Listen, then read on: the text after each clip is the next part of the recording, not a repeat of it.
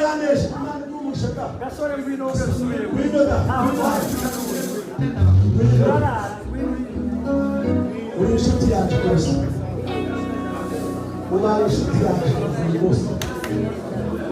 semeni haleluya shona nitureke kurondora amase uvuge ngo bazotiba bane tani